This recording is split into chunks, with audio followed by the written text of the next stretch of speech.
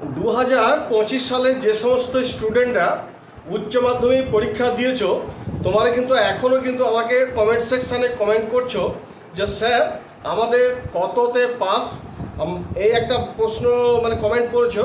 আবার অনেকে কমেন্ট করছো যে স্যার আমাদের যে রিটিন যে পরীক্ষা হয়েছে, রিটিন পরীক্ষায় কত নাম্বার তুলতে হবে, বা প্রজেক্ট কত নাম্বার তুলতে হবে, বা রিটিন এবং প্রজেক্ট মিলে আমাদের কত নাম্বার তুলতে হবে, সেও নিয়েও তোমাদের প্রশ্ন রয়েছে। বা অনেকেও আবার এই কমেন্ট সেকশানে এটাও কমেন্ট করছো যে আমাদের কি এই যে রিটিন পরীক্ষা দিয়েছে তার জন্য কি আলাদা করে নাম্বার তোলার জন্য পাঁচ নাম্বার লাগবে, বা প্রজেক্টের যে যত নাম্বার পরীক্ষা হয়েছে তার কি 5 নাম্বার আলাদা লাগবে। এই নিয়ে কিন্তু তোমাদের কিন্তু অনেক কিন্তু কমেন্ট সেকশানে আমি কমেন্ট পেয়েছি। আজকে তোমাদের এই মানে ধারণাটাকে মানে কততে পাস, কত নাম্বার তুললে পরে তোমরা পাস করে যাবে, এবং প্রজেক্টে কত নাম্বার তুলতে হবে, লিখিত পরীক্ষায় কত নাম্বার তুলতে হবে, কাদের 5টা সাবজেক্ট আছে তাদের কীভাবে নাম্বার তুলতে হবে, কারা 6টা সাবজেক্ট বা 4th সাবজেক্ট রেখেছো, হ্যাঁ 6টা সাবজেক্ট থাকলে কত করে তোমাদের নাম্বার তুলতে হবে, হ্যাঁ এবং কটা সাবজেক্টে ফেল করলেও তবুও পাস করে যাবে। এই নিয়ে বৃত্তান্ত পরিষ্কারভাবে কিন্তু আজকে আমি তোমাদের বোর্ডে বোঝাতে চলেছি। সুতরাং 2025 সালের যে সমস্ত স্টুডেন্টরা উচ্চ মাধ্যমিক পরীক্ষা দিয়েছো, তোমার ভিডিওটি প্রথম থেকে শেষ পর্যন্ত দেখো, কোনো রকম স্ক্রিপ্ট করবে না, তাহলে কিন্তু বুঝতে পারবে না।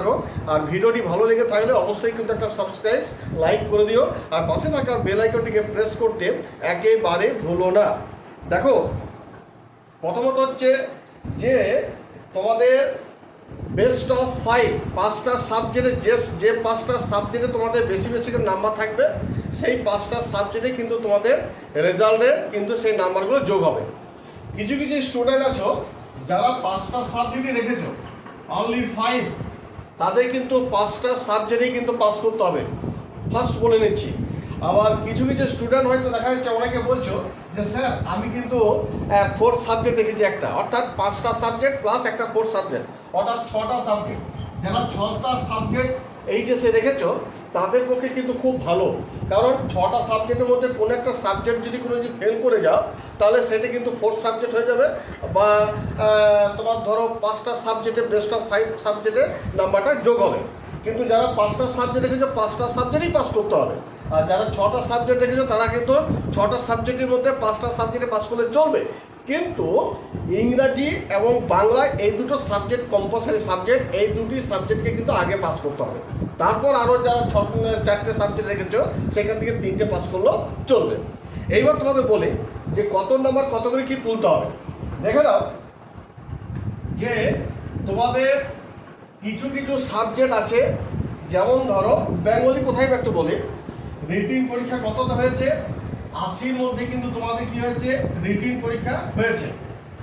আর ওই সাবজেক্টই কিন্তু প্রজেক্টে কত হয়েছে, 20 নাম্বারের মধ্যে তোমাদের প্রজেক্ট নাম্বার হয়েছে, তাহলে 80 নাম্বার হয়েছে রিটিন পরীক্ষা, লিখিত পরীক্ষা হয়েছে। আর ওই সাবজেক্টই ধরে নাও যে 20 নাম্বার কী হয়েছে প্রজেক্ট হয়েছে। তাহলে যে সাবজেক্টগুলো 80-র মধ্যে পরীক্ষা হয়েছে, লিখিত পরীক্ষায় কিন্তু তোমাদের তার 30% মানে হচ্ছে 24 নাম্বার কিন্তু অবশ্যই তুলতে হবে। কালিটা সরছে না, 24 নাম্বার কিন্তু অবশ্যই তুলতে হবে, এই 24টি নাম্বার রিটিন পরীক্ষায়। আর যেটা প্র্যাকটিক্যাল পরীক্ষায় যেটা দিয়েছে তোমার 20 নাম্বার, তারও 30% অর্থাৎ 6 নাম্বার কিন্তু অবশ্যই তুলতে হবে, অর্থাৎ 24 আর 6 30। যদি তুমি 30 নাম্বার যদি পেয়ে যাও তাহলে তুমি কিন্তু পাস করে যাবে। মাধ্যমিকে যেমন প্রজেক্ট এবং লিখিত পরীক্ষা দুটো মিলে যেমন 25 নাম্বার তুলতে হতো, তোমাদের কিন্তু তা নয়, কিন্তু লিখিত পরীক্ষায় 30% নাম্বার তুলতেই হবে তবেই পাস, কারণ এই 24 নাম্বার তুলতেই হবে যেগুলো 80-র মধ্যে পরীক্ষা হয়েছে। আর যেটা 20-র মধ্যে প্র্যাকটিক্যাল পরীক্ষা হয়েছে তারা কিন্তু 30% 6 নাম্বার তুলতেই হবে। তবে এই 24 আর 6 30, তুমি রিটিন পরীক্ষায় 30% তুললে আর এইখানে তুমি প্র্যাকটিক্যালে 30% তুলতে পারলে না, তাহলে কিন্তু পাস করতে পারবে না। আবার প্র্যাকটিক্যালে 30% নাম্বার 6 নাম্বার তুলে দিলে, কিন্তু রিটিন পরীক্ষায় তুমি 24 নাম্বার তুলতে পারলে না, হ্যাঁ 30%, তাহলে কিন্তু তুমি পাস করতে পারবে না। অর্থাৎ রিটিন পরীক্ষায় এবং প্র্যাকটিক্যাল পরীক্ষায় দুটোতেই কিন্তু তোমাকে 30% নাম্বার তুলতে হবে। আবার কিছু সাবজেক্ট আছে যে সাবজেক্টগুলো ধরো রিটিন পরীক্ষায় 70 নাম্বারের মধ্যে পরীক্ষা হচ্ছে, মানে প্র্যাকটিক্যাল সাবজেক্টগুলো 70, তার 30% মানে কত হচ্ছে 21 নাম্বার। 21 নাম্বার অবশ্যই তোমাকে তুলতে হবে। এবং এই সাবজেক্টগুলো যেগুলো তোমাদের 70-এর মধ্যে পরীক্ষা হয়েছে, সেই সাবজেক্টগুলো প্রজেক্ট পরীক্ষা হয়েছে কত? 30 মধ্যে পরীক্ষা হচ্ছে, তার 30% হচ্ছে 9, অর্থাৎ 21 আর 9 30। এইখানেও কিন্তু তোমাকে কি করতে হচ্ছে?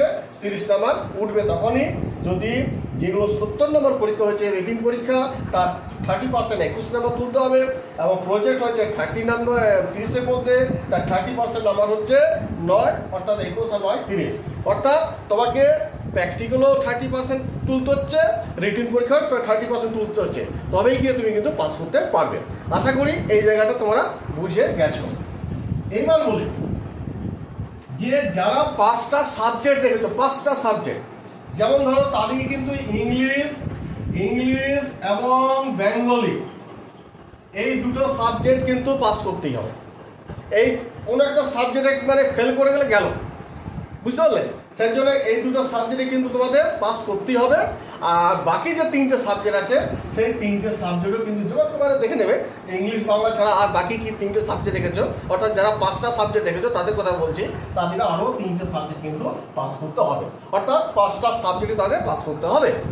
এবার আমি ধরে নিই যারা ধরো 4th সাবজেক্ট হিসাবে কোনো একটা সাবজেক্ট 4th সাবজেক্ট হিসেবে রেখেছো, এবং তাদের ক্ষেত্রে দেখো একটা খুব সুবিধা আছে।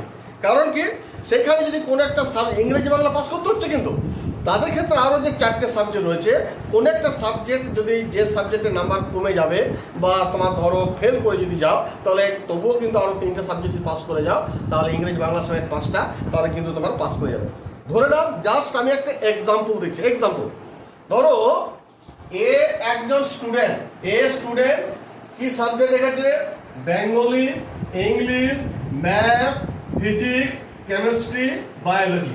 ধরো এই 6টা সাবজেক্ট রেখেছে।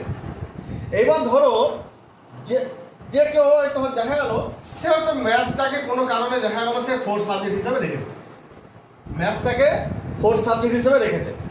এইবার এই 6টা সাবজেক্টের মধ্যে ইংরেজি বাংলা কিন্তু পাস করতেই হচ্ছে, তাহলে তার পরে রয়েছে কি আরও 4টে সাবজেক্ট।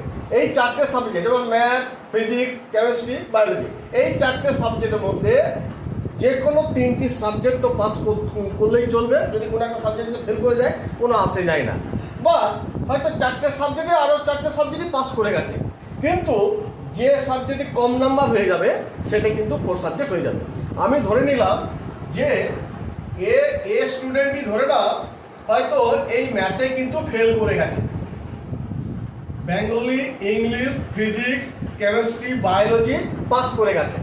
তাহলে সে যদি ম্যাথে যদি ফেল করে যায়, তাহলে এইগুলোতে তাহলে ইংরেজি বাংলাতে পাস করতেই হবে।